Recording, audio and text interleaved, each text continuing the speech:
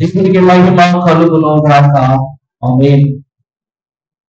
పరిశుద్ధ వాక్య పరివారములోనికి దేవుని యొక్క దర్శన భాగ్యం యొక్కకు నడిపించబడిన మనకు ఆత్మ సహవాసి, నిత్య నివాసి, సమర్థుడు, శౌర్యవంతుడు, కోటి సూర్య ప్రకాశమానుడు, వేల నూతనములచే నిత్యము మహిమ మహిమ మహిమను పొందుచు ఈ దినమున మనచి మహిమపరచబడుతున్న దివ్య దేవుని ముఖ ప్రకాశము చేరి వచ్చిన మీ అందరకు తండ్రి ముమ్మరముగా దయచేయును గాక.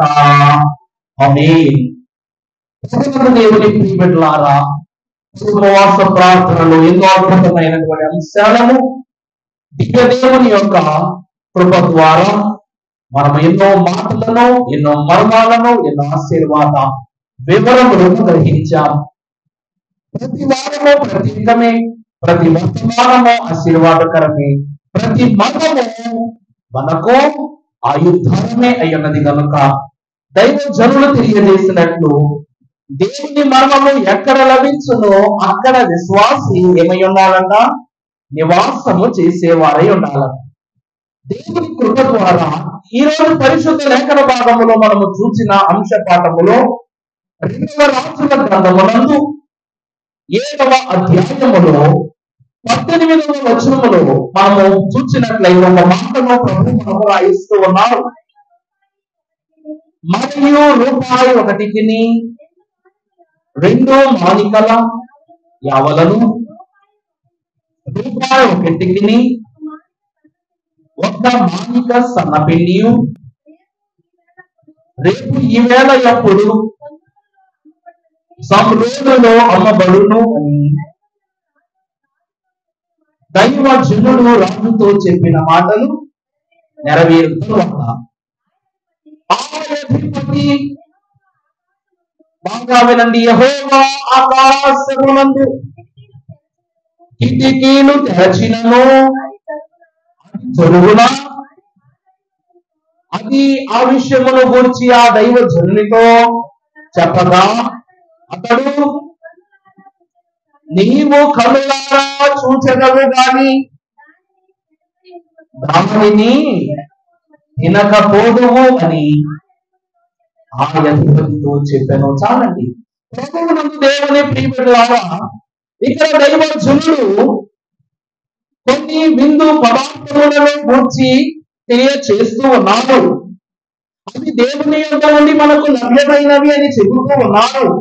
ఆకాశమునందు ప్రభువు కిటికీలను తెరచి ఇది విస్తారమైనటువంటి దాన్ని మనకి ఇచ్చినప్పటికీ, నీకు ఇచ్చినప్పటికీ దానిని నువ్వు తినకుందువు, చూడకుందువు, గ్రహించకుందువు, పొందుకొనకుందువు అని దేవుని వాక్యములో యాజకుడు తెలియచేస్తూ ఉన్నారు. దేవుని ప్రియబిడ్డలారా, నీవు కనులారా చూచుచుండగా నీ శత్రువులకు దేవుడు ఎదురుస్తున్నారు, తీర్పు తీరుస్తాను అని ప్రభువుతూ ఉన్నారు.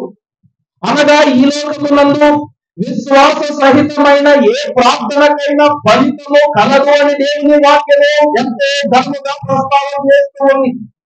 ఇక్కడ మనం చూస్తే ఆకాశపు కిటికీలను తెరచి దేవుడు ఏమిస్తానంటున్నారు? విస్తారమైనటువంటి ఈవులను ఇస్తానంటున్నారు. కానీ అవి నువ్వు పొందుకోలేవు. దేవుని ప్రియబిడ్డలారా, కారణం ఏమిటి అంటే ఈ దినమున మీరు ఎప్పుడైనా గమనించండి, ఎల్లప్పుడూ కిటికీలు ఎందుకు పెట్టుకుంటాం? కిటికీలోంచి వెళ్ళటానికా? లేదు. దానికోసమా? కాదు. మరి ఎందుకు పెట్టుకుంటాం కిటికీలు? బయట దుమ్ము లోపలికి రాకుండా కిటికీలు పెట్టుకుంటాం అంటారు. కిటికీలు పెట్టుకోవడం కదా, గోడ పెట్టుకుని సరిపోదు కదా. మరి కిటికీలు ఎందుకు పెట్టుకుంటాం చెప్పండి? ఎప్పుడైనా ఆలోచించారా? మన కిటికీలు ఎందుకు పెట్టుకుంటాం? మా పక్కింటి వాళ్ళు పెట్టుకున్నాం, మేము పెట్టుకున్నాం, అంతే కదా. మరి కిటికీలు ఎందుకు పెట్టుకుంటాం? నేను చెప్పనా ఎందుకు పెట్టుకుంటావు? ఎవరు గొడవ పడితే చూద్దామా, బయట ఏం పరిస్థితి జరుగుతుంటే చూద్దాం, అందుకే కదా కిటికీలు పెట్టుకుని. డోర్ తీసుకుని చూసావనుకో, చూసావురా మనం గొడవ పెట్టుకుంటున్నాడు, ఎక్కడ చూస్తున్నాడు అని అంటారు. అదే కిటికీలో ఒక తలుపుల పక్కన చూసి ఎవరికి ఎవరికి తెలియదు కదా. చెప్పడమ్మా, కిటికీని ఎందుకు పెట్టుకుంటాం? దేవుని ప్రియబిడ్డలారా, దేవుని వాక్యము తెలియజేస్తూ ఉన్నది. భక్తుడైన నోవాహు అంత గొప్ప నావను నిర్మించినప్పటికీ ఆ నావ యొక్క అధికారం అంతా యెహోవా దేవుని చేతిలో ఉంది. ద్వారబంధమును యెహోవాయే తన చేతి ముద్రతో ఏం చేశారంట? సీల్ చేసి పడేశారంట. తీయాలన్నా ప్రభువే, ముయ్యాలన్నా ప్రభువే. నోవాహులకు ఏ అధికారం లేదు.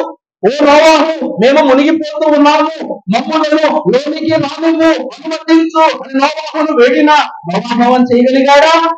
మహామహిళ అడిగినా నోవాహు చేతిలో ఏమి లేదు, అధికారం లేదు, దాన్ని తాళపిచ్చేవి లేదు. కానీ ఆఖరి క్షణమునందు దేవుడు చెప్పకుండానే అరారాతు పర్వతములకు చేర్చబడిన తరువాత ఆ పర్యవసానమును గమనించినట్టుగాను ఓడ నావలో నుండి ఒక కిటికీని అతడు తీసి బయట పరిస్థితులను గమనించినట్లుగా మనము దేవుని వాక్యములో చూస్తూ ఉన్నాము. దేవుని సకలమైన వారులారా, పరలోక గమనంలోనికి చేర్చబడిన ప్రతి విశ్వాసి కూడా ఏడేళ్ళ శ్రమల కాలంలో ఉన్న ప్రతి ఒక్కరూ దేవుని విందులో ఉంటాము. ఉన్న మనము దేవుని అనుమతి లేకుండా పరలోక ద్వారమును దాటలేము. మరి భూమి మీద పరిస్థితులు ఎలా ఉంటాయి, ఏమై ఉంటాయి అంటే దేవుడు పరలోకపు కిటికీలను మనకి ఇస్తూ ఉన్నాడు.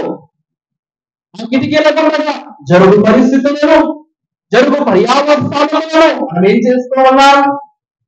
ఏం చేస్తూ ఉన్నాం వీక్షిస్తూ ఉన్నాం. ఈ రోజు నాకు మాట చెప్పండి, మృతులు ధన్యులు ఒక తండ్రి యొక్కకు దేవుని యొక్కకు చేర్చబడ్డారు. మరి కేవలం ఏ పరిస్థితుల్లో ఉన్నావో, ఏ పరిస్థితుల్లో ఇబ్బంది పడుతున్నావో నీ పితరులకు ఎలా తెలుసు? నీ ఇబ్బందుల గురించి నీ పితరులు ఎలా ప్రార్థన చేస్తారు అంటే వారు ప్రభువు యొద్ద నుండి ప్రభు వారికి ఇచ్చిన కిటికీ గుండా నీ సమస్యలను చూస్తారు. నీ ఇబ్బందుల గురించి వారు తెలుసుకుని దేవుని ఎదుట నీకు విజ్ఞాపన చేస్తారు. దేవుని ప్రియమిత్ర, కిటికీ అనున్నది ఒక ప్రాముఖ్యమైన సంగతి అని ప్రభు పేరిట మీకు మనవి చేస్తూ ఉన్నాను. పరిశుద్ధ లేఖన భాగములు మనము చూసినప్పుడు మహాభక్తుడు గనుడు సర్వోన్నతుడైనటువంటి మలాకి గారు పరిశుద్ధ లేఖన భాగంలో రాసినటువంటి మంచి మాట 3వ అధ్యాయము 10వ వచనం ఒకసారి చదువుకుంటే, మలాకి గ్రంథము ఆ దినములలో 3వ అధ్యాయం 10వ వచనం చదవండి. ఆ దినములలో నా మందిరములో ఆహారము ఉండునట్లు 10వ భాగము మీరు నా మందిరపు ఇంటిలోనికి తీసుకుని రండి. ఇది చేసి మీరు నన్ను శోధించిన ఎడల నేను ఆకాశపు వాకిండ్లను విప్పి పట్టజాలనంత విస్తారముగా కుమ్మరించెదను అని సైన్యములకు ఈ అధిపతియగు యెహోవా మీరు మీ యొక్క ఈరోజు ప్రతి ఒక్క దశమ భాగం ఇస్తున్నారు, ఆదరిస్తున్నారు కదమ్మా. దశమ భాగము ఏ కారణం బట్టి ఇస్తూ ఉన్నాం? ఇది అబ్రహాము గారు మొదలు పెట్టినటువంటి కార్యక్రమము కాదు, లేక నోవహు మొదలు పెట్టిన కార్యక్రమము కాదు. ఆది నరులైన అదాము అవలు వారి కుమారుడైన హేబేలును కయీనును మొదలు పెట్టినది కాదు. ఇది యెహోవాకు ప్రతిష్ఠితముగాను యెహోవా దేవుడు తన బిడ్డలకు కలిగిన దానిలో పవిత్రతయు పరిశుద్ధతయు మాన్యతయు కలిగిన స్థితులను తన ఇంటిలోనికి తీసుకురమ్మని ఆజ్ఞాపిస్తూ ఉన్నారు. దశమ భాగము ఎవరో చెప్పడం చేసేది కాదు, దేవుడు కోరుకున్నది. ఒక పాట ఉంటుంది,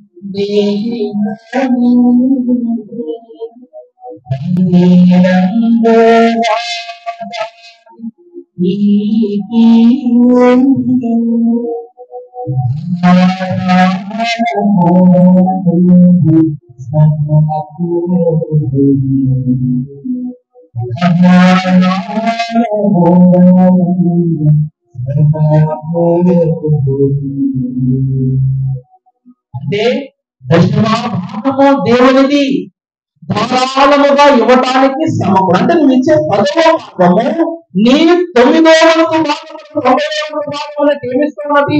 ధారాళతను ఇస్తూ ఉన్నది. దేవుని యందు ప్రియలారా, దేవుడు ఉన్నారు, మీరు మీ దశలో భాగములను పుచ్చుకుని నా ఇంటిలోనికి రండి, అప్పుడు నేను ఆకాశపు ఏమి విప్పుతానన్నారు, వాకిళ్ళను విప్పి జాలనంత. చూసారా, మీరు దేవునికి ఇచ్చుట ద్వారా దేవుడు మీకు తదుపరిగా ఆకాశ వాకిళ్ళు అనగా ఏంటండి? ఆకాశ వాకిళ్ళు అంటే ఏంటి? వాకిలు అంటే ఏంటంటే, ఈ కిటికీ గుండా నువ్వు ఏం చూస్తావు తెలుసా? నీ గృహ పరిసరాన్ని చూసుకుంటావు. మొట్టమొదట చూస్తావా చూడవా? బయట గొడవ జరుగుతుంది అనుకో, ఆ గొడవను బట్టి అమ్మో ఎవరైనా నా ఇంటి మీద కూర్చి పడుతున్నారా? ఇప్పుడు నువ్వు బయటకు వెళ్ళి నీ గృహానికి ఏమైనా చూచావు అనేదానికి ముందు నీ యొక్క కిటికీ గుండా అక్కడ జరుగుతున్న పరిస్థితులను గమనించి అప్పుడు నీ ముఖ ద్వారము ద్వారా బయటికి వెళ్ళి దాన్ని పరిష్కారం చేసుకుంటాం. దేవుని యొక్క ఇంటిలోనికి వచ్చి ఘనమైన ఏర్పాటులో నుండి దేవునికి సమస్తమును ఇచ్చిన తరువాత దేవుడు ఆకాశపు వాకిళ్లను విప్పి ఏం చేస్తారంటున్నారు? పట్టజాలనంత విస్తారమైన ఈవులను మనకిస్తారంటున్నారు. ఇది ఆశీర్వాదపు కిటికీ. నువ్వు తెచ్చే ప్రతి 10వ భాగమును దేవదేవుడు పరలోకమనే కిటికీలో నుండి చూస్తూ ఉంటారు. సుమా, దేవుడు ఎలా చూస్తారండి? దైవజనులు ఏమన్నారో తెలుసా? ప్రభువులకు ప్రతి ఒక్కరూ సందేశం అందించేవారే. ఆయా మేఘములు సందేశం అందిస్తాయట, ఆ సూర్యుడు సందేశం అందిస్తాడట, ఆకాశ పక్షులు సందేశం అందిస్తాయట, భూములు మృగములు సందేశం అందిస్తాయట, చెట్లు చేపలు గాలి తరంగాల ద్వారా సందేశం అందిస్తాయట. పాపము సంచరిస్తున్నదో పరిశుద్ధుని వలె నువ్వు జీవిస్తున్నావు, సమస్తము దేవునికి అందజేయువారు సృష్టి యావత్తునకు ప్రభు చేశారు. ఎందుకనగా వీటన్నింటినీ ప్రభు పరలోకమని మహిమ రాజ్యమనే కిటికీల నుండి చూస్తూ ఉన్నారు. నీ మేడను బట్టి నువ్వు ప్రభువుకు ఎంత పవిత్రుడై ఉన్నావు. మీరు పవిత్రుడై నా ఇంటిలోనికి మీ యొక్క ఆశీర్వాదమైన స్థితిలోకి తీసుకొని రండి, దానికి తగ్గ బహుమానం నీకు ఇస్తానంటున్నారు. కిటికీలో నుండి నిన్ను గమనించి ముఖద్వారము గుండా విస్తారమైన దీవెనలు ప్రవహిస్తానంటున్నారు. ఇది ఆశీర్వాదపు కిటికీ. పరిశుద్ధ లేఖన భాగములో మనము కాస్త ముందుకు వెళ్ళి చూసినట్లయితే యెహోషువ గ్రంథము 2వ అధ్యాయము 18వ వచనమును చదువుకున్నప్పుడు, యెహోషువ గ్రంథము 2వ అధ్యాయము 18వ వచనము, నీవు మమ్మల్ని దీవించిన ఈ కిటికీకి ఎర్రని దారమును కట్టి నీ తల్లిని తండ్రిని నీ అన్నదమ్ములను అందరినీ నీ ఎంత యెహోవా యందు భయభక్తులు కలిగిన వారు తెలివికి నీ గ్రామములకు మూలభాగములు. ఆ యొక్క పట్టణము, ఆ యెరికో పట్టణమంతయు సమూలముగా నశించుటకు సిద్ధమై ఉన్నది. ఆ దినమున యెహోవా రక్షణ దారము ఒక కిటికీ గుండగా వేలాడుతూ ఉన్నది. ఏమై ఉన్నదంట? సూచనై ఉన్నది. ఆ కిటికీ ఏ కిటికీ? రక్షణ కిటికీ. ఇద్దరి వేగులను లోపలి వారి నుండి తప్పించిన కిటికీ. ఆ ఇద్దరి వేగుల ద్వారానే ఆ కుటుంబమును దేవుని గృహములోనికి రప్పించుకున్న కిటికీ. ఈ రోజు మారుకోమంటారా? కిటికీ ఎందుకు అంటే బయట పరిస్థితులను గమనించడానికే కాదు, నీపై కీడు చేయువారు వచ్చుచున్నారు, శత్రువులు ఎవరైనా వచ్చారో లేదో తెలుసుకోవడానికి కూడా నువ్వేం వాడతావు? కిటికీనే వాడతావు. అర్ధరాత్రి అండి, నువ్వు ఒక్కసారి ఇంట్లో ఉన్నావు, ఎవరు తలుపు కొట్టారు, మీ పిల్లలు మీ భర్త చుట్టాలు ఇంటికి వెళ్ళి ఏమంటారు? మేము 2 రోజుల వరకు రావు, జాగ్రత్త అని చెప్పారు. పిల్లలకు పిల్లకు అర్ధరాత్రి ఎవరో తలుపు కొడితే ఈ పిల్లకి ఏమనిపించింది? అమ్మో మమ్మీ డాడీని ఊరు పోయిండ్రు, నా దగ్గరక 2 రోజుల తర్వాత వస్తున్నారు, ఈ సమయంలో తలుపు ఎవరు కొడుతున్నారన్న భయంతో ఈ బిడ్డ తలుపు తీయటానికి ముందు ఎక్కడి నుంచి గమనిస్తుంది? కిటికీతో అసందుగుండా చూస్తుంది. ఈరోజు సీసీ కెమెరాలు వచ్చేసి నీళ్ళంటే ఇప్పుడు అందరిలో సీసీ కెమెరాలు అనట్లేదు. మనకున్న ఆర్టిఫిషియల్ కాకుండా న్యాచురల్ సీసీ కెమెరా ఒకటే.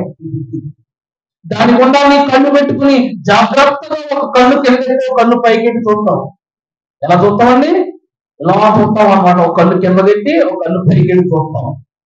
చూసి ఆ మనిషి ఎవరు, నీకు తెలిసిన వాడా తెలియని వాడా, ఎప్పుడైనా అతనితో నీకు పరిచయం, అన్ని విషయాలు తెలుసుకుని అది సమంజసమైతే చెప్తావు, లేకపోతే తలుపు తీయవు. యెహోవా దేవుని బిడ్డలని ఎప్పుడైతే రాహాబు గ్రహించిందో వాటిని ఇంటిలోనికి చేర్చుకుంది, కిటికీలో నుండి తప్పించి. చూసారా? నడిపింపు గృహద్వారము నుండి, విడిపింపు మాత్రము ఏ ద్వారము? ద్వారబంధము, కిటికీలో నుండి. అదే ద్వారబంధము తన స్వంత గృహమును విడిచి, అనగా లోక గృహమును విడిచి దేవుని గృహములోకి వెళ్ళటానికి కూడా తను ఏ సాధనాన్ని వాడుకుందంటే కిటికీనే వాడుకుంది. దేవుని వాక్యం సెలవిస్తూ ఒక గొప్ప మాట ఏంటి తెలుసా? నీతిమంతులు ప్రవేశించు మార్గము ఇరుకు. ఇంకా కదా? అంటే ఇప్పుడు రాహాబు అందమైన ఇల్లుండి, మంచి ద్వారం ఉంది, కుటుంబం అంతా రాజ్యాల్లో బయటకు వెళ్ళాల్సింది పోయి ఇప్పుడు ఎలా వెళ్ళారంటే కుటుంబం అంతా ఇరుకు మార్గము గుండా బయటకు వెళ్ళారు. యెహోవా రక్షణ కిటికీ, అనగా రక్షణ మార్గము ఇరుకైనదని చెప్పడానికి రాహాబును వేసి గృహమునకు ఉన్న కిటికీ మొట్టమొదటి సూచన అని చెప్పటములో ఏ మాత్రము సందేహము లేదు.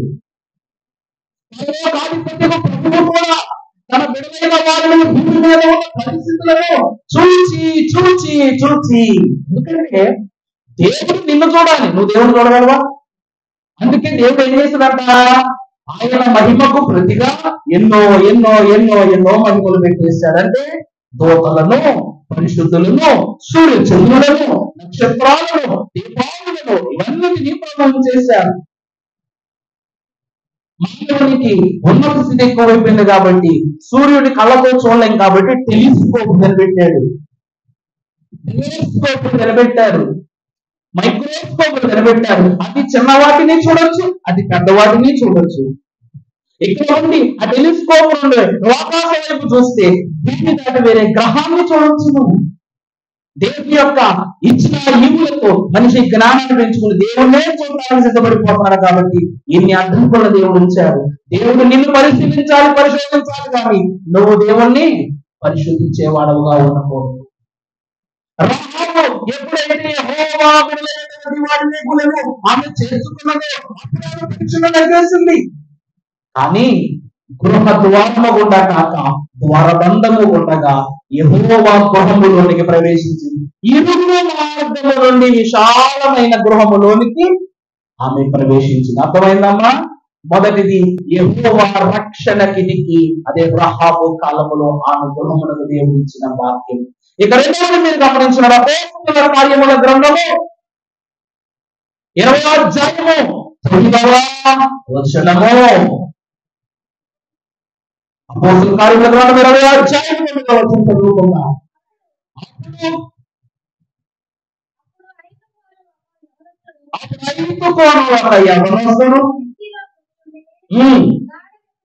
దారి నిద్రపోయి పౌలు చాలాసేపు ప్రసంగించుచుండగా నిద్రాకారం వలన జోగి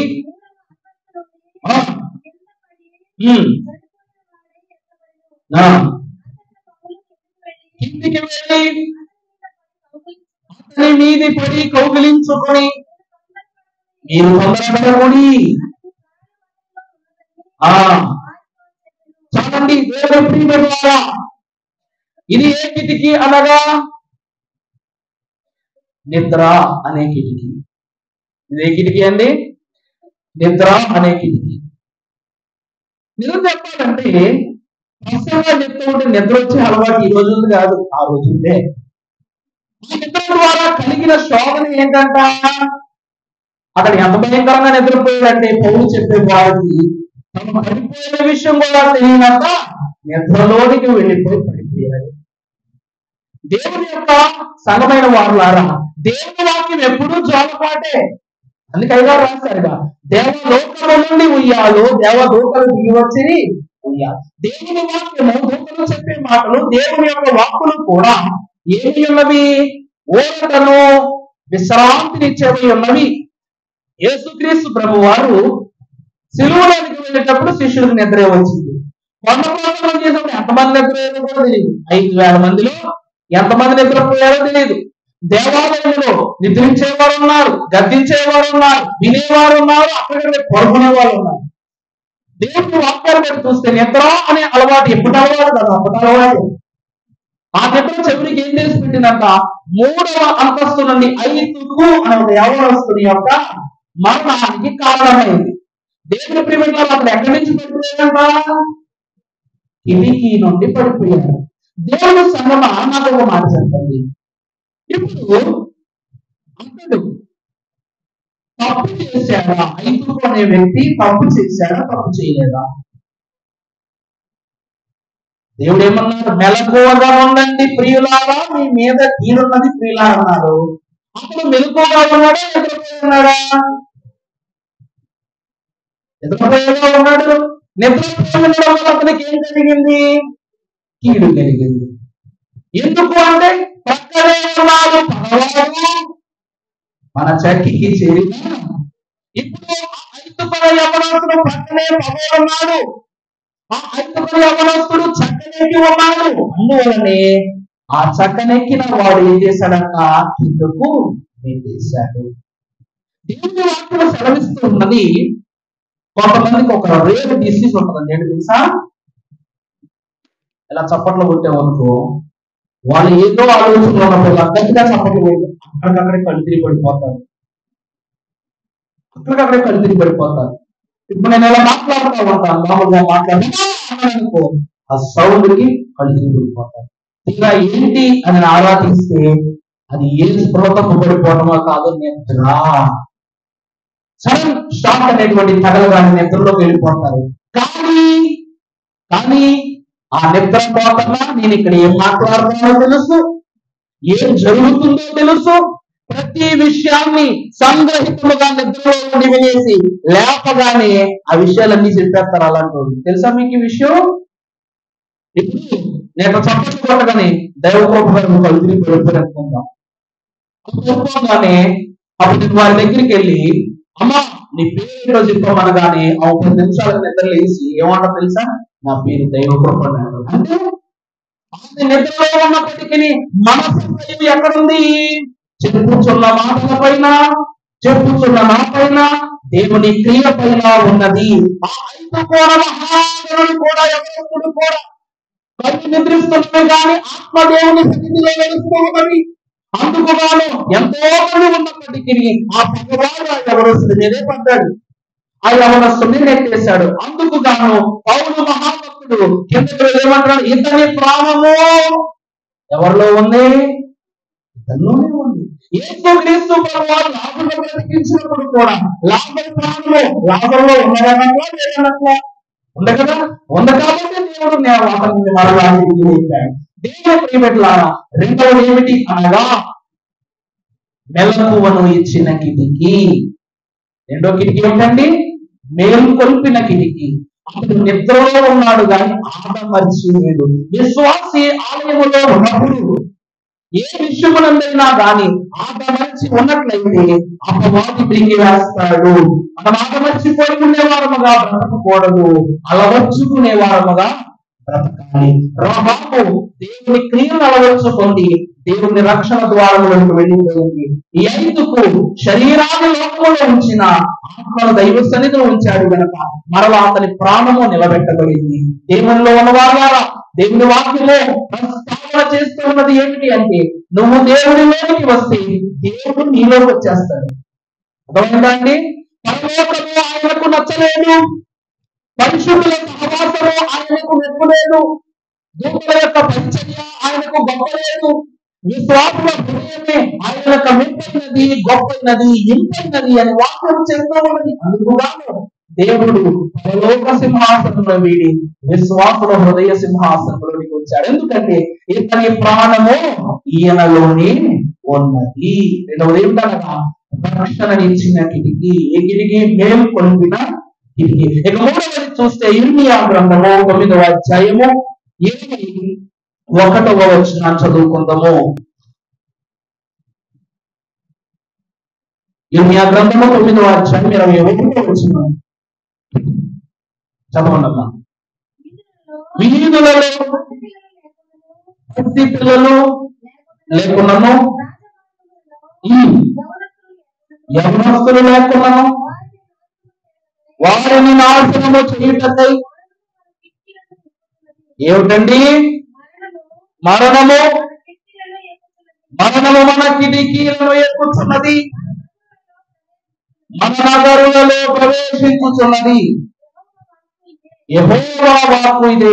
యిర్మీయా కాలమునందు చెడు దౌష్యమునకు క్రియకు దోషులైనందుకు గాను యెహోవా ప్రత్యక్షత యిర్మీయా యొద్దకు వచ్చి, నువ్వు ఒక కుమ్మరి యొద్దకు వెళ్ళు, అతడు సారిపై మంటిని సమకూర్చి అతడు ఒక కుండను చేస్తూ ఉంటాడు, ఆ కుండ యొక్క యుద్ధ స్థితులను గమనించు అన్నప్పుడు సారిపైన కుమ్మరి ఆ కుండను చేస్తూ ఉన్నప్పుడు అది చెయ్యగా మళ్ళీ ముద్దలా మారిపోయేదట. అప్పుడు మరలా అతను ఆ సారిపైన ముద్దలు పెట్టి అందులో ఒక చిన్న చిన్న రాళ్లను ఏవేసి మరలా అనువైన రూపంలోనికి తెచ్చి ఉంచేవాడు. నువ్వు ఆ కుమ్మరి చేసిన కుండను తీసుకుని వెళ్ళి ఒక లోయలోనికి ప్రజలైన వారిని తోడుకొని వెళ్ళి వారి ఎదుట కుండను పనుల కొట్టి నువ్వేమని చెప్పు, మరలా నిర్మింపబడిన సత్యము కానీ కుమ్మరి పాత్రను యెహోవా తెలియజేస్తూ ఉన్నాడు. ఈ కుండ వలె మీ జీవితంలో నేను ఇలా చేస్తానని ప్రభువు చెప్పమన్నారు. ఎందుకంటే పాపము అనేటువంటి చెడు రాళ్ళు ఆ కుండలో ఉండటం వలన ఆ కుండ నేల మీద త్వరగా ఏమైపోయింది, పగిలిపోయింది. ఒక్కసారి పగిలిన దాన్ని దేవుడు కూడా మరలా అతికించలేదని చెప్పడానికి గాను యిర్మీయాకు దేవుడు ఆ సాక్ష్యము తెలియజేశాడు. ఇక్కడ ఏంటి అంటే యిర్మీయా అంటూ ఉన్నాడు, పాపము మరణము అనేటువంటి స్థితులు మన కిటికీలు ఎక్కి మన వైపు చూస్తున్నాయి. ఏమండి? మన కిటికీలను ఎక్కి ఈ రోజు దొంగతనానికి వచ్చేవాడు నీ ఇంటి ద్వారం నుంచి వస్తాడా, ఇంటి డోర్ నుంచి వస్తాడా? కిటికీగా పిక్కుని వచ్చేది. ఏ చిల్లి కన్నం దొరుకుతుంది లోపల రావడానికి. ఇప్పుడైతే సిమెంట్ కిటికీలు వచ్చేసినాయి, పీకేయాలంటే మొత్తం పీకేయాలి, సౌండ్ వచ్చారు. ఒకప్పుడు కిటికీలకు బోర్డు సిస్టమ్ ఉండేది. నేను ఒక సినిమాలో చూశాను. హీరో ఏం చేస్తాడు, వాళ్ళ నాన్న తెలియకుండా బయటికి పార్టీకి వెళ్తాడు, వాళ్ళు తిరిగి వస్తాడు. ఎలా తిరిగి వస్తాడు అంటే చిన్న రూపాయి కాయం తీసుకుని దాంతో కిటికీ ఓపెన్ చేసేసి లోపల వచ్చి మళ్ళీ కిటికీ తాళం పెట్టేస్తాడు. ఈ రోజు సిమెంట్ కిటికీలు వచ్చేసి ఎవరు నచ్చిన రకాల కిటికీలు వాళ్ళు పెంచుకుంటున్నారు. అలాగే మనలో కూడా వీధులు ఆడుతూ మీ గృహంలో మీ కిటికీల పైకి నీ యొక్క పరిస్థితులను చూస్తూ ఉంది. మిమ్మల్ని ఎలా మృంగేద్దామా, ఎలా నశింపచేద్దామా అని చూస్తూ దేవుని ప్రియమిత్రులారా, నాకు ఒక మాట చెప్పండి. ఆనాడు హిజ్కియా రాజుకు కూడా దేవుడు చెప్పడం వలన మరణమని తెలిసిందా, ఏదో ఒక రోజు నేను మరణించవలసిందే అన్న తలంపుతో హిజ్కియా ఉన్నాడా అంటే దేవుడు చెప్పడం వలనే అతని మరణ కాలం సమాప్తమైన విషయం తెలిసింది. ఎందుకంటే హిజ్కియా వంటి మహాభక్తుడు మరణాన్ని గురించి ఎప్పుడు చింతించలేదు. భక్తులైన వారు ఎప్పుడు అప్పుడు అనుకుంటారంట, నేను ఎప్పుడు ప్రభు దగ్గరికి వెళ్ళిపోయినా సిద్ధమే, కానీ నా ప్రభువు దృష్టిలో నేను ఎప్పుడు ఘనుడిగానే ఉండాలి. అలా జీవించిన తర్వాత ప్రభు దగ్గరికి. ఏ గారికైనా తెలుసుందండి శరీరంతో ఆరోహణం అయిపోతారని. నేనంత దినాన ఒకరు అడిగారు, దేవుడు అందరినీ వాగ్దాన దేశంలోకి పంపాడు అయ్యారు. తల్లిగారు అడిగారు నన్ను, అందరినీ పంపించారు అయ్యారు. అంత కష్టపడి 40 ఏళ్ళు వాళ్ళ నాయకత్వం నడిపించారు, మోషేని ఎందుకు పంపించలేదు అయ్యారు? ఎంత బాధాకరమైన సంగతి అంటే ఎందుకు పంపించాలి, ఏ కారణాన్ని బట్టి పంపించాలి? మోషే ఏం తప్పు చేయలేదు వాగ్దాన దేశంలో పెట్టడానికి. మోషే చేసినటువంటి ఒకే ఒక క్రియల్లా దేవుని పరకాయ ప్రవేశం చేసేసుకోవడం. అర్థమైందండి? దేవుడు ఏమన్నాడు, ఈ దినము నుండి నిన్ను ఫరోకు దేవునిగా నియమిస్తూ ఉన్నాను అన్నాడు. అంటే ఫరోకు దేవుడుగా మోషే నిర్మింపబడ్డాడు. 40 దినాలు దేవుని ఒకరోజు చూస్తేనే దేవుని విషయంలో మనం ఎంత గొప్ప స్థితిలో ఉంటాం. ఏమండి? ఒకరోజు దేవునితో పరిపూర్ణంగా మాట్లాడి చూడండి. ఒకరోజు సీఎం గారితో మీరు రోజంతా కూర్చొని మాట్లాడి బ్రేక్ఫాస్ట్, లంచ్, డిన్నర్ చేసి ఒక్కసారి మీ ఇంటికి వస్తే మీ ఇంటి దగ్గర సంగతి ఎలా ఉంటది? నేను ఎలా చూస్తాను? ఒక్కొక్కరు సీఎం గారితోనే లంచ్ చేశాడు, సీఎం గారితోనే డిన్నర్ చేశాడు, సీఎం గారితో ఫ్రెండ్ మాట్లాడు, నువ్వు మామూలు కాదురా, నువ్వు మామూలు కాదురా. అప్పచేయబడ్డాడు. ఆ రీతిగానే దేవునితో 80 రేయింపరలు ఏం చేశాడు మోషే? ముఖాముఖిగా మాట్లాడి, ముఖాముఖిగా చూచి దేవుని ఉన్నత మర్మాలన్నిటిని తెలుసుకున్నాడు. అటువంటి మోషే కిందకి దిగి వచ్చిన తరువాత మనుషులా కనబడతారు. ఎవరికైనా మనుషులా కనబడతాడు మోషే. ముఖములో దేవుని ప్రకాశం, శరీరంలో దేవుని తేజస్సు, మాటలో దేవుని మహిమ ఇలా కనబడేసరికి ఇక మనకు దేవుడు అక్కర్లేడు, మోషేయే మన దేవుడు. అంటే మోషే చనిపోయిన తర్వాత ధర్మశాస్త్రానికి ఏ ధర్మశాస్త్రం అని పేరు పెట్టారు? గట్టి చెప్పండి. మోషే ధర్మశాస్త్రం అనే కదా పేరు పెట్టారు. అది దేవుడు రాయిస్తే దేవుడు మోషేకు తెలియజేస్తే మరి అది మోషే ధర్మశాస్త్రం ఎలా అయిపోయింది? మోషేలో మహిమని ఇశ్రాయేలు ప్రజలు చూసినా ఐగుప్తు బంగారంతో దూరం చేసే గొప్ప గొప్ప పూజలు నిర్వహించారు వాళ్ళు. ఇప్పుడు దేవుడితో ముఖాముఖిగా మాట్లాడుతున్నారు. మోషేకు విగ్రహం పెట్టాడు. అందుకు గాను ధర్మశాస్త్రంలో రాయటమే కాదు, పరలోక మర్మాలన్నీ సినాయి పర్వతం అనగా దేవుడి పర్వతం మీద నుంచి చూసేశాడన్ని, కళ్ళారా చూసేశాడు. చూసేసి మనకి ఎందుకు చూస్తూనే ఉంటాడా? వాగ్దాన దేశంలో అబద్ధాలు చల్లవు. ఏమండి? వాగ్దాన దేశంలో ఏం చల్లవు? అబద్ధాలు చల్లవు. నీతి కలిగిన వాక్కులు, నిజాయితీ కలిగిన మాటలు, పరిశుద్ధమైన వాక్కులకే చోటక్కడ. మన అక్కడికి వచ్చి నేను దేవుడి మర్మాలు చూడలేదని చెప్పగలదా? నువ్వు అక్కడ ఏం చూసావు? అబద్ధం మాట్లాడగలవా? అబద్ధం ఆడకూడదని దేవుని యొక్క ఆజ్ఞల్లో ఉంది కాబట్టి అబద్ధం చెప్పండి ఏం చెప్పాడు. అప్పుడు ఈ 10 ఆజ్ఞలను అనుసరించవలసిన ఇశ్రాయేలు ప్రజలు ఏం చేస్తారంట? భవిష్యత్తు తెలిసిపోయింది కాబట్టి మనం ఎప్పుడు చచ్చిపోతామో మనకు తెలిస్తే, మనం ఎంతకాలం చదువుతామో మనకు ఎప్పుడు తెలిస్తే మనం ఎలా అయిపోతాం? ఒక 25 ఏళ్లలో మన జీవితం పూర్తయిపోద్ది కదా అని చెప్పేసి ఎప్పటి నుంచి ఆ 25 ఏళ్ళకి కావాల్సిన సోకులన్నీ చేసేసుకుంటాం.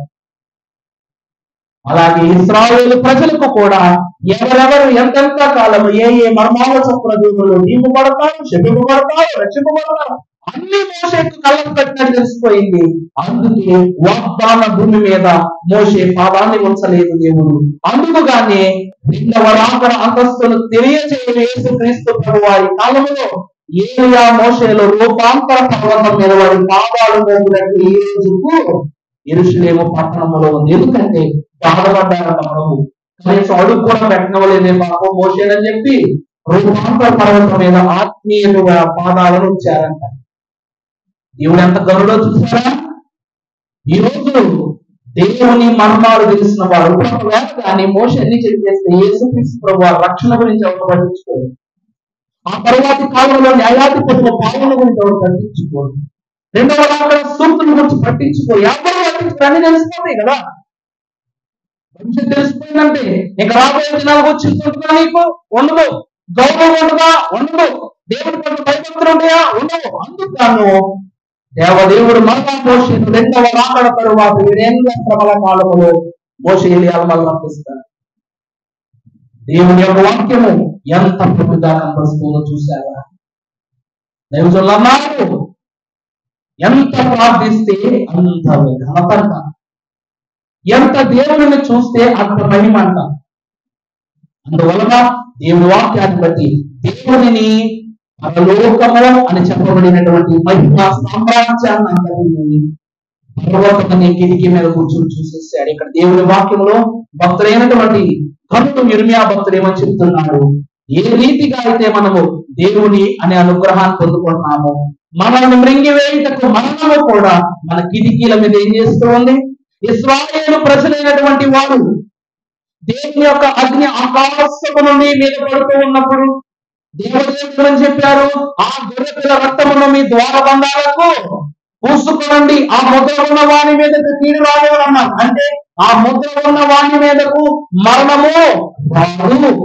ఆ ముద్ర లేదు కనుక ప్రతి ఒక్కరి గృహాల మీద, ఐగుప్తు గృహాల మీద మరణము వారి కిటికీల మీద తెగి వారి గృహాలలోకి చేరి వారి గృహాలు ఏం చేసింది? కాల్చి పూర్తి చేసింది. ఇదే మరణపు కిటికీ. ఇప్పుడు వారి యొక్క పతనాన్ని అంతటి ఇశ్రాయేలు ప్రజలు ఎలా చూశారంటే వారి కిటికీలో చూశారంట. ఇదే మరణపు కిటికీ అని దేవుని వాక్యం ద్వారా తెలియజేస్తుంది. ఇక్కడ చూసినప్పుడు సామెతల గ్రంథము 7వ అధ్యాయము 6వ వచనం చదువుకుందాము. సామెతల గ్రంథం 7వ అధ్యాయం 6వ వచనం. ఆ ఇంటి కిటికీలో నుండి, నా ఇంటి కిటికీలో నుండి, నా అల్లిక కిటికీలో నుండి జ్ఞానము లేని వారి మధ్యలో ఏమిటండి? యవ్వనుల మధ్యలో బుద్ధి లేని పడుచువాడు నా ఒకడు కనబడెను. సంధ్యవేళ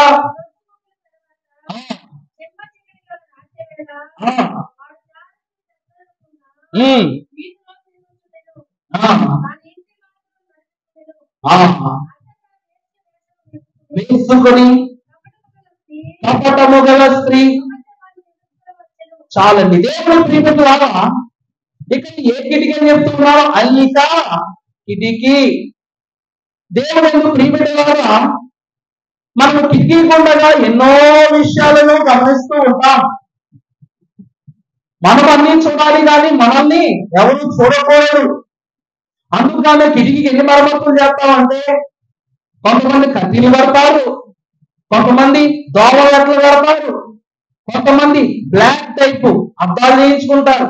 మీరు చూడగలరు కానీ వారు వీరిని చూడలేరు. ఇక్కడ మాట చెప్పండి, ఈ ద్వారం గుండా, ఈ అల్లిక కిటికీ ద్వారా చూస్తున్నటువంటి వ్యక్తికి ఏం కనబడుతుందని చదువమ్మా నుండి చూడగా. చూడండి, జ్ఞానము లేని వారి మధ్యలో, ఎవరి మధ్యలో బుద్ధి లేని పడుచువాడు నాకొకడు కనబడేది. దేవుని ప్రియమైన ఒకసారి మార్చిన మాటలు తెచ్చుకుందాం. జ్ఞానము లేని వారి మధ్య అంటే ఈ లోకంలో పాపంలో ప్రతి వాడు జ్ఞానం లేని వాడు. అవునా కదా? ప్రభు ఏమన్నారు? జ్ఞానోగాయము నేనే అన్నారు. దైవ జ్ఞానము గలవారు పాపములో ఉండరు. అలా దైవ జ్ఞానము లేని వారు ప్రతి ఒక్కరు జ్ఞానము లేని వారే. ఇక రెండవది ఏమిటంట? జ్ఞానము లేని వారి మధ్యను, యవ్వనుల మధ్యను. ముందేమిటండి? యవ్వనుల మధ్యను. దేవుడు అంటూ ఉన్నాడు, యవ్వన కాలమందు కలిగిన పిల్లలు యెహోవా దేవుడు అనగా దేవుని చేతిలో బాణముల వంటి వారు. యవ్వనుల మధ్యనగా దేవుని యొక్క వాక్యము ప్రతి ఒక్కరిని నరనరాల్లో యవ్వన మహిమ రక్తాన్ని ప్రసరింపజేస్తూ ఉంది. కొంతమంది కుర్రోళ్ళు మోకరించలేరు, కానీ వృద్ధులు మోకరించగలరు. ఇప్పుడు వాళ్ళు యవనస్తులా, వీళ్ళు యవనస్తులు అంటే వీళ్ళు యవనస్తులు. రూపములకు గాను, రూపికకు గాను గొప్పవారే కావచ్చు, కానీ ఎవరో ఉండొచ్చు, కానీ దేవుని సన్నిధిలో మాత్రము, దేవుని సన్నిధి ప్రకారం నిలబడి వాడే యవనస్తుడు. ఇక్కడ దేవుని వాక్యం అంటుంది, యవనుల మధ్యలో, జ్ఞానము లేని వారి మధ్యలో ఒక పడుచువానిని నేను చూచితిని. దేవుని ప్రియమిత్రులారా, పడుచువాడు అంటే ఏంటి?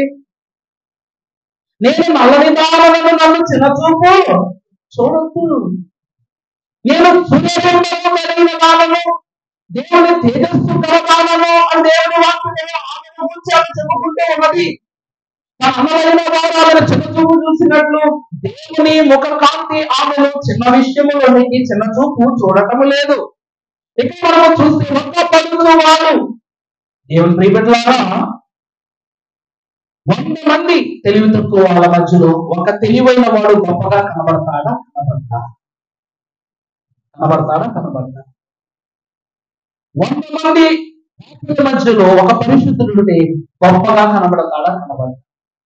ఇక్కడ ఒక పడుచువాడిని చూశారంటే ఇక్కడ అతని చూపంతా పడుచువాడి మీద అంటే అతడు ప్రత్యేకింపబడిన వాడు. ఏమంటే అంతే కదా, ప్రత్యేకింపబడిన వాడు, పరిశుద్ధుడిగా కనబడుతున్న వాడు, జ్ఞానము లేని వారి మధ్యలో జ్ఞానవంతుడు, యవనుల మధ్యలో యవనుడు. సరే, అంత గొప్ప ఆశీర్వాదం అసలు. దేవుడు పరలోకమే కిటికీలో నుండి యెహోవా యొక్క కళ్ళు మనలను తేటగా చూచునండి. పరలోకపు అల్లిక అనే కిటికీలో నుండి దేవదేవుడు మనలను 100 మందిలో ఒక్కడిగాను, 100 మంది తెలుగు తక్కువ వాడు తెలివైన వాడు గాను, ఎంతో మంది యవనస్తులు ఉన్నప్పటికీ నిన్ను యవనస్తులుగా ప్రారంభిస్తూ ఉన్నాడండి. నిన్ను ప్రత్యేకించినట్లా కదా. నారా చంద్రబాబు నాయుడు గారికి గెలిచారు, టీడీపీ పాలనలోకి వచ్చింది. మన వీధి గుండా బోల్డ్ అన్ని తెలుగుదేశం పార్టీ బళ్ళు జెండాలు అన్ని ముఖాముడిగా వెళ్తున్నాయి. అక్కడ మంత్రి వర్గం ఉంది, ఎమ్మెల్యేలు ఉన్నారు, కార్యకర్తలు అందరూ ఉన్నారు. కానీ మన చూపు ఎవరి మీద ఉంటుందండి? ఎవరి మీద ఉంటుంది? చంద్రబాబు నాయుడు గారి మీద, మన ముఖ్యమంత్రి వర్యుల మీద మాత్రమే మన చూపు ఉంటుంది. కారణం ఏమిటి? కారణం ఏంటి చెప్పండి? బ్రహ్మవాడు చెప్తున్నాడు కదా, ఈయన మాకన్నా జ్ఞానము గలవాడు, తెలివి గలవాడు, గొప్పవాడు, గనుడు, అన్ని పనులు చేయుటకు యోగ్యుడు. అందుకే నిలబెట్టుకున్నాయి. నాయకుడిగా నిలబెట్టుకున్నామంటే అందరికన్నా తెలివైన వాడని, నాయకుడిగా నిలబడ్డ అందరికంటే జ్ఞానము గలవాడని, అందరికన్నా ముందు చూపు గలవాడని, ప్రత్యేకమైన వాడిని చెప్పబడుతుంది. దేవుని వాక్యములు పరలోకము నుండి చూస్తున్న దేవుని యొక్క చూపులో కూడా అన్ని కాని కిటికీలో కూడా ఏమై ఉండాలి? ప్రత్యేకింపబడిన వాడుగానే ఉండాలి. దేవుని పట్ల అలా ప్రత్యేకముగా ఉన్న వాళ్ళని పరలోకము ఏమంటుంది? పిలుస్తూ ఉన్నది. పరలోకం ఏమంటుందంట? పిలుస్తూ ఉంది. ఏమని? రండి రండి యేసుని యొద్దకు రమ్మనుచున్నాడు. ప్రయాసపడి భారమోయి వారు ప్రభుని చెంతకు పరుగిని వేగమే. పరలోకం పిలుస్తూ ఉంది, నిన్ను వెళ్ళిపో. ఆహ్వానిస్తుంది. కారణం ఏమిటంటే నువ్వు దేవుని చూపులో ఉన్నావు, దేవుని కాపుదలలో ఉన్నావు, దేవుని అనుకూలంలో నువ్వు ఉన్నావు. కాబట్టి దేవుని యొక్క కను చూపులను పెరుగుతున్నావు ఒక దేవుడు ఆహ్వానిస్తూ ఉన్నాడు. ఇది అల్లిక కిటికీ. ఈరోజు ఆడాళ్ళు దాన్ని ఏమంటారండి? జల్లెడ. ఈ జల్లెడలో పిండి ఆడేస్తాం, అదంతా పిండే. కానీ మనకు కావలసినది రావడానికి గాను మనకు అవసరం లేనిది వేరుగానే చేసేదాన్ని. అందరూ భక్తులే, అందరూ పిండే. కానీ అవసరమైన వరుస వేరు, అవసరము కాని వరుస వేరు. తప్పుగా మిగిలేవారుగా ఉందామా, లేక మెట్టుగా దేవునికి చేరేవారుగా ఉందామా? ఆ అల్లికలు మాత్రమే మన స్థితి ఉంది. గమనించండి, దేవుడు అల్లికలో జల్లెడ పడతాడు మనల్ని. దేవదాసరి గారు జల్లెడ పట్టినట్టు తర్వాత బైబిల్ మిషన్లో ఉన్న వారు ఎంతమంది ఉన్నాం? ఎక్కడైనా పిండి ఎక్కువ ఉంటుందా, రాబ్ ఎక్కువ వస్తుందా? ఇప్పుడు బియ్యాన్ని మీరు నలగొట్టారన్నా, బియ్యాన్ని మీరు బాగా నలగొట్టారు, దాన్ని జల్లెడ పెట్టారు, కింద పిండి ఎక్కువ వస్తుందా, పైన పొట్టు ఎక్కువ ఉంటుందా? పిండి ఎక్కువ ఉంటుంది. దైవజనులు మనకు నేర్పించిన అనుభవపూర్వక ప్రార్థనల ద్వారా మనం పరలోకపు పిండిగా, పరలోకపు పదార్థంగా మారిపోయాం. పట్టుగా మిగిలిన వారు ఎక్కడ ఉన్నారో అక్కడే ఉన్నారు. ఎందుకంటే ఇది దేవుడు ఏర్పాటు చేసిన అల్లిక. ఇదే అల్లిక కిటికీ. ఇక నాలుగవది గమనించినట్లయితే పరిశుద్ధ గ్రంథముల నుండి 2 కొరింథీయులకు రాసిన పత్రిక 12వ అధ్యాయము 33వ వచనము.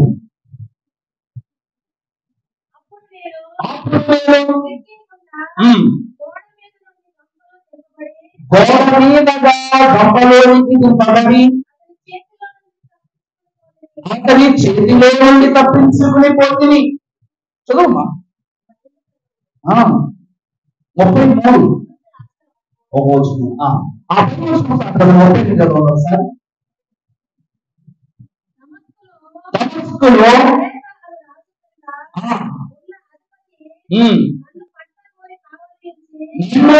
గోడి కావలి నుంచి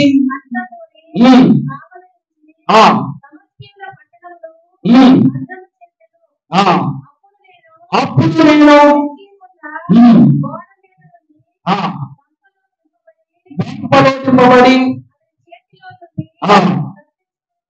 దేవుని ప్రియమిత్రులారా, అది మహాభక్తుడు పౌలు గారి యొక్క స్థితి. ఇక్కడ మనం చూస్తే ఎలాగైతే రహాబు అనే వేశ్య దేవుడు వేగులు చెప్పటం ద్వారా కిటికీ గుండా ఎర్రటి దారమును పట్టుకుని ఆమె తప్పించుకుందో, ఆ రీతిగానే మహాభక్తుడైనటువంటి పౌలు గారు కూడా గతుకు క్రియలను సంభవించడంలో ఆశలను కలిగి అతను ఏం చేశారంట? వారిని తప్పించిన వారిని ఎలా తప్పించారంటండి? ఆ కిటికీ గుండా ఒక గోడ మీదకు వారిని పంపి ఆ అధిపతులను చిత్తకొండగా వారిని తప్పించారు. దేవుని యందు ప్రీతిలాగా నేను ఒక చిన్న కథ చెబుతా, ముగించేసుకుందా. మహారాష్ట్ర పట్టణంలో ఒక గొప్ప రాజు ఉన్నాడంట. ఓ గొప్ప రాజు ఉంటే ఆ రాజు చాలా కాలము తన కుటుంబానికి దూరంగా బ్రతికి తర్వాత ఇబ్బందులను బట్టి ఆ వంశంలోనికి ఉన్న అన్నలందరూ చనిపోగా ఇప్పుడప్పుడే వంశాంకులం ఉండేసరికి తల్లిదండ్రులు బాధలు గొడవలు మర్చిపోయి బిడ్డని పిలిచారంట. పిలిస్తే ఇతను రాజు చేద్దామని నిర్ణయించుకున్నప్పుడు పట్టాభిషేకానికి ఏర్పాట్లు చేస్తుంటే ఆ కుటుంబానికి రాజు గురువుగా ఉన్నటువంటి ఆయన అన్నాడంట, అమ్మా మీ బిడ్డ జాతకంలో శని ప్రవేశించింది అన్నాడు. ఎలాగైతే మీ ముందు బిడ్డలు చనిపోయారు, ఇతను కూడా అలాగే చనిపోతాడు, ఆపద ఏ పక్క నుంచి ముందుకు వస్తుందో తెలియదు అని చెప్పి చెప్పగానే ఇతడు ఏం చేశాడంట అంటే, నా అన్నల వలె నేను చచ్చిపోతానా, ఈ సింహాసనం తీసుకుంటే నేను చచ్చిపోతాను భయంతో ఇతడు ఏం చేశాడంట, నేను ఎప్పుడు చచ్చిపోతానండి అని అడిగితే మరొక 2 రోజుల్లో చనిపోతారు అన్నాడు. ఏమిటండి చనిపోతారా? దేవుని ప్రియమిత్రులారా, నాకు బాగా ఇష్టమైనటువంటి ఇంగ్లీష్ స్టోరీ ఒకటి ఉండేది. ఈ స్టోరీ ఎప్పుడు నేను తరచుగా చదివేవాడిని. ఏమిటంటే, 3 అన్నలు వాళ్ళు గొప్ప కుటుంబంలో ఉంటారు, కానీ వాళ్ళకు కోరుకూడదు అనమాట. ప్రపంచంలో మాకంటే గొప్ప వాళ్ళు ఉండకూడదనే కోరుకుండేదంట. ఉంటూ వాళ్ళకి వాళ్ళ పరిసరమైన వర్గం ద్వారా వేగుల ద్వారా తెలిసి ఒక మృత్యు ప్రాంతం ఉంది. ఆ ప్రాంతంలో ఒక గొప్ప కపట రాక్షసుడు ఉన్నాడు. అతడిని ప్రసన్నం చేసుకుంటే ఏం చేస్తాడు, మీకు కావలసిన గొప్ప వరాలను ఎంత గొప్ప వరమైనా మీకు ఇస్తాడు అని చెప్పారంట. ఈ 3 బయలుదేరి వెళ్ళిపోయారు. అక్కడికి వెళ్ళిపోతే ఆ మార్గము గుండా వెళుతుండగా ఆ కపట రాక్షసుడు వాడి ఎదురుకొని మిమ్మల్ని నేను హతమారుస్తాను అని చెప్పాడు. హతమారుస్తానని చెప్పగానే అప్పుడు అన్నారు, మేము హతమార్చబడకుండగా మాకు కొన్ని వరాలను నాకు ఇవ్వు అని అన్నాడు. అర్థమైందా నేను చెప్పింది? నువ్వు మమ్మల్ని చంపేస్తాను, మేము చంపబడకుండగా నేను నీకు వరాలు ఇస్తాను, గొప్ప వరాలను కోరుకోండి, ఆ వరాలు తప్పాయి అంటే మాత్రం నేను మిమ్మల్ని చంపేస్తాను అని కోరుకున్నాను. కోరుకుంటే మొట్టమొదటిగా జ్యేష్ఠుడు వెళ్ళి అన్నాడు, నాకు ఒక గొప్ప మంత్రదండాన్ని ఇవ్వు. ఎవరు కోరుకున్నాడు? నాకు ఒక గొప్ప మంత్రదండాన్ని ఇవ్వు. అదెంత గొప్ప మంత్రదండం అంటే నీకన్నా శక్తివంతమైనదై ఉండాలి, నీ శక్తి కన్నా గొప్పదై ఉండాలి. ఎంతటి శత్రువు అయినా సరే ఆ మంత్ర శక్తి ముందు ఎవరు నిలబడకూడదు అని కోరుకున్నాడు. తను కోరుకున్నట్లే తన శక్తికి మించిన ఒక మంత్రదండాన్ని ఇచ్చింది. ఇప్పుడు వీడు అతను చెప్పగలడా? తన శక్తికి మించిన గొప్ప మంత్రదండం చేతికి ఇచ్చాడు. యుద్ధం చేయాల్సి వస్తే ఆ మంత్రదండం మాయతో ఎవరు చేస్తాడు, దాన్ని నాశనం చేస్తాడు. కాబట్టి గొప్ప మంత్రదండం దొరికి అమ్మయ్యా నేను బతికేశాను అనుకుని పక్కకు వెళ్ళిపోయాడు. 2వ సహోదరుడు వచ్చాడు. అడిగాడంట, నాకు ఒక మణి కావాలి.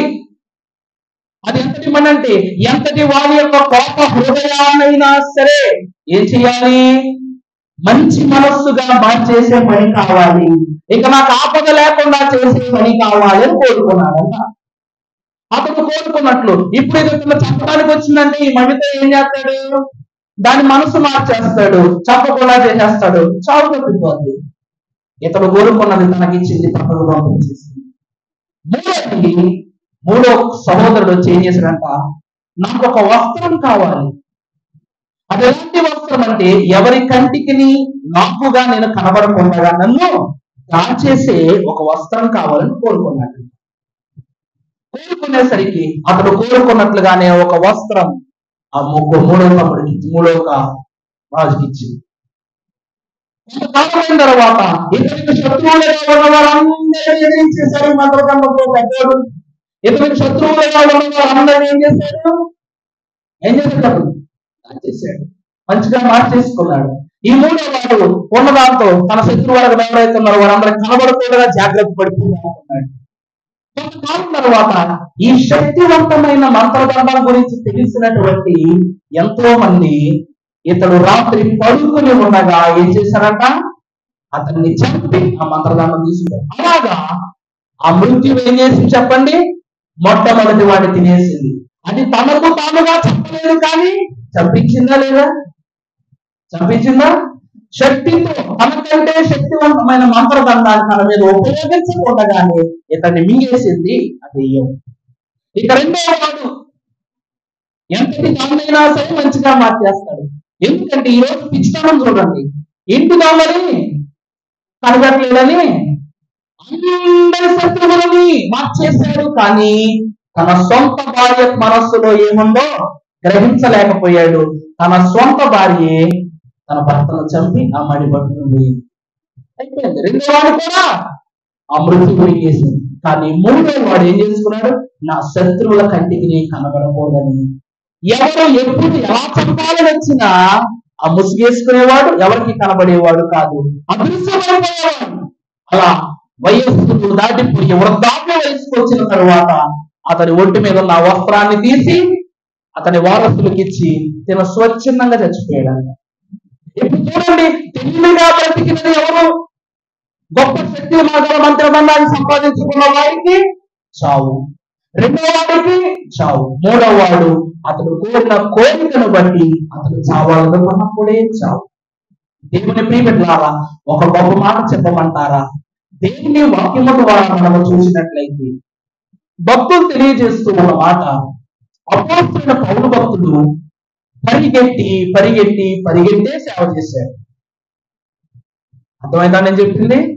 పౌలు భక్తుడు ఎక్కడో ఒక చోట నిలబడి సేవ చేయలేదు. కొన్ని చోట్ల ఒక్కరోజే సేవ చేసి వెళ్ళిపోయినట్లు కూడా ఉన్నాయి. 10 రోజులు చేశాడు, 4 రోజులు చేశాడు. అక్కడక్కడ అతడు చేసిన సేవలకు తట్టుకోలేక పౌలు గారి మీద కత్తులు, కుమారులు, కత్తిపెట్లు వేసుకొని ఎంతో మంది ఉన్నారు. ఎందుకంటే దేవుని పనిని అంత ప్రభావితంగా చేశాడు. కానీ మరణము చేతికి చిక్కాడా పౌలు గారు? చిక్కాడా? చిక్కల. దేవునికి స్వచ్ఛనముగానే తన అప్పగింపబడ్డాడు. ఎన్ని శ్రమలు పెట్టినా పౌలు గారిని చేయలేకపోతుంది.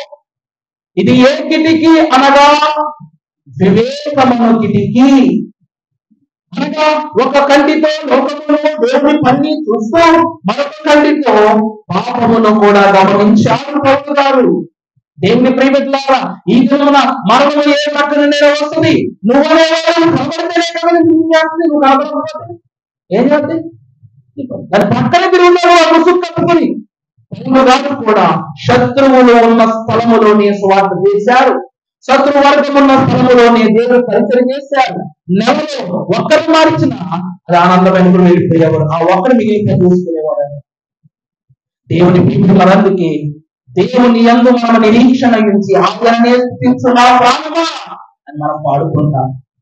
పౌలు గారు దేవుడు నిరీక్షించాడు కాబట్టి దేవుడు ఆ కాలమున యెహోవా ఆయనను తప్పించాడు. అందుకే దేవుడు తప్పించే కిటికీని పౌలు గారికి అనుగ్రహించారు. ఎలాగైనా పరిపేవారు, ఎలాగైనా తప్పించుకునేవారు. అంత జ్ఞానోత్తరించారు. ఇందాక చదువుతారు. ఆఖరిగా పరలోకము అనే మలాకి గ్రంథంలో చూసినట్టు పరలోకపు వాక్యం విప్పి నువ్వు దేవుని గృహంలోనికి ఉంచి దేవునికి ఇచ్చేవాడిగా ఉంటే పరలోకపు గృహములను దేవదేవుడు వాక్యాలను విప్పి సమృద్ధిగా విస్తారమైన దీవెనిస్తారు. అందుకే దేవుని మహిమలో సాగండి. ఈ 5 కిటికీలు మనకు ఒక నూతన పాఠాన్ని తెలియజేసే భాగ్యం త్రిత్వ దేవుడు మనందరకు దయచేయును గాక. ఆమేన్.